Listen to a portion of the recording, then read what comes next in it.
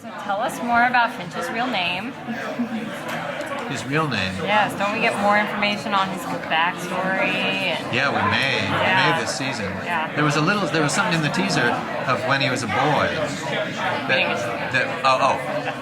that was shot and never used. So I guess they're going to revisit that stuff not just flashbacks of a few years, but way back.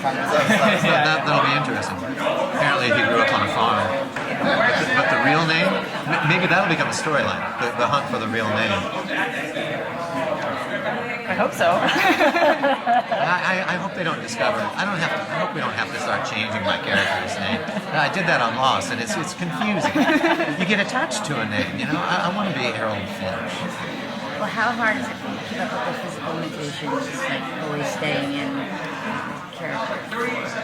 Oh, like his handicaps. Yeah, exactly. It's all right. It seems second nature.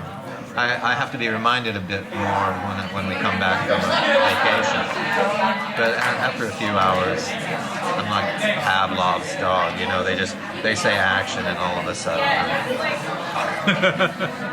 and I was careful to make it an easy kind of crippledness that wouldn't really cripple me in real life.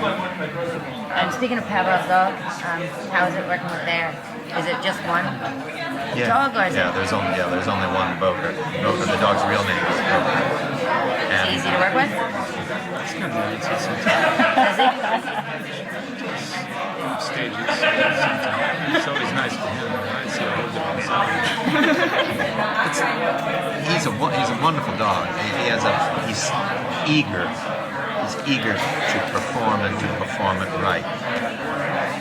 He has more energy than sometimes I can manage and be in the scene at the same time. It's tricky. Some kinds of scenes are easier than others. Now the machine's pretty much a free agent now, so where's that going to lead us? I think that's one of the things season 3 is about. It's really interesting though. I hadn't thought, somebody at the panel today talked about now that the machine can in effect mail itself around,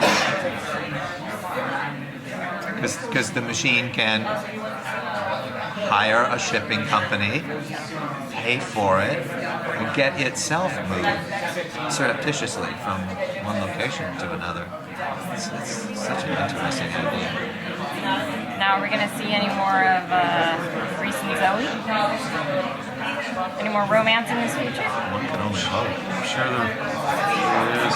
I have to say, playing a board game in the suburbs was so disappointing. Like, we need a little bit more there. But that was so... It was great because it was so out of character. These cutthroat urban operators suddenly reduced to a board game. Getting wild and crazy on a Friday night. So what's going on for Reese? Like, what direction is he gonna go in? No idea? Next episode, number 2, coming up. Reese is...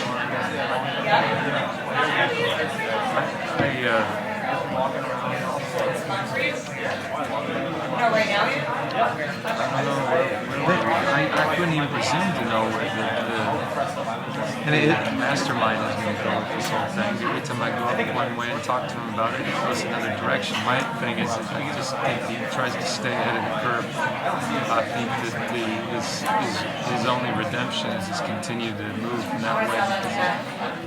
It's stagnant. It's like a shark you drown. He has to keep moving. It's the only thing that keeps him stimulated enough to keep living. Early in the season is the time we're least able to speculate about the Uber story, because they're in the first couple of episodes they always want to reestablish the format of the standalone. You know, each episode there's one person, one number, and it gets solved. But So the mythology rolled out.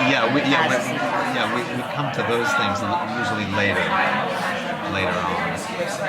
Do you think Shaw may influence? I think there's going to be militia terrorism attack on those who do machines. I mean, for every reaction is an equal democracy reaction.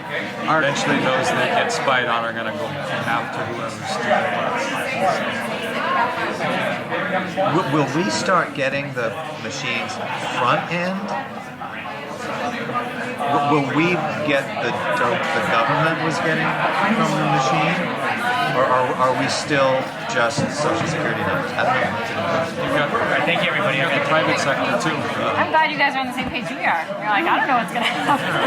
Every show I've ever done, it's been the same case. Sometimes I think you have this impression that we get together with the creators of the show and we talk over this storyline or this development. Nothing of the sort. We're happy if we get a script the night before we shoot it. I'm just more interested in the dynamic of one side of the brain and the other side of the brain.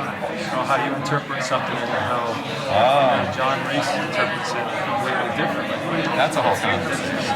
Well, thank you guys. Appreciate it.